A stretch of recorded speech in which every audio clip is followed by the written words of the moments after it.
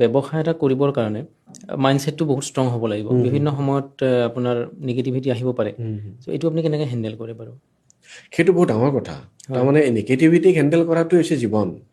আপুনি একো নকৰা মানুহ এটাৰো নিগেটিভিটি আহে আপুনি চাবচোন আহিব যে বিজনেছ কৰিছে ছেটবেকছ আহিছে ড্ৰবেকছ আহিছে আপোনাৰ চেলেঞ্জেছ আহিছে নিগেটিভিটি আহিছে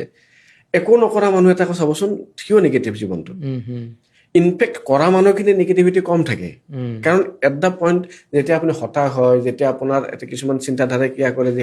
হ'বনে নাই কিন্তু এট দ্য পইণ্ট আপোনাৰ এইটো থাকে যে মইতো কৰি আছো নহয় লাগি আছো কৰি আছো এদিনততো হ'ব আমাক যেতিয়া স্কুলত ক লিখিবলৈ শিকায় খ লিখিবলৈ ক্ষটো লিখিবলৈ কম টান আছিলে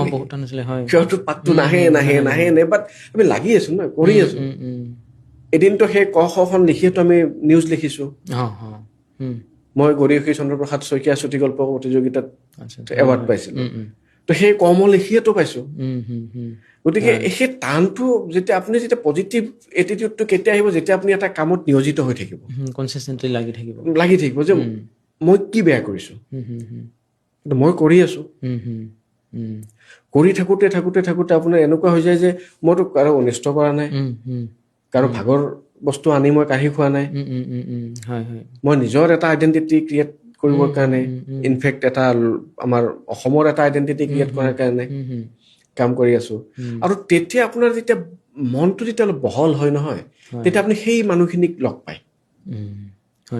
মই ইণ্টাৰেষ্টিং কথা আপোনাক এটা কওঁ আমাৰ মেক্সিমাম এণ্টাৰপ্ৰেনিয়ৰৰে এই কাহিনীটো থাকে এইটো হেৰিয়ে কৈছিলে এবাৰ মই নামটো কৈ দিছো আমাৰ খুব এজন প্ৰখ্যাত উদ্যোগপতি অনিল অগ্ৰৱাল তেখেত আমাৰ যে বেদান্তা গ্ৰুপ যে বেদান্তা গ্ৰুপৰ চেয়াৰমেন আছিলে তেখেতে এই কামটো যেতিয়া আমি আৰম্ভ কৰো নহয় আমিতো সদায় চাৰাউণ্ডিংছত মানুহখিনিক ভাবি আৰম্ভ কৰো নহয় অমুক আছে তমুক আছে আমাক কামখিনি কৰাই দিব তো আপুনি চাব এণ্টাৰপ্ৰেনিয়ৰ জাৰ্নিটোৰ আটাইতকৈ ডাঙৰ কথাটো হ'ল যে সেই মানুহখিনিৰ পৰা আপুনি লেছ ছাপৰ্ট পায় বা কিছুমান কেতিয়াবা নাপায় কিন্তু জাৰ্নিটো যেতিয়া আৰম্ভ কৰে নহয় আপুনি এনেকুৱা কিছুমান মানুহ আনএক্সপেক্টেড আপুনি ইমান ধুনীয়াকে আপোনাৰ লগত জড়িত হৈ যায় সেইখিনিৰ পৰা আপুনি বেছি সহযোগ পায় হয় ৰাইট একদম হয়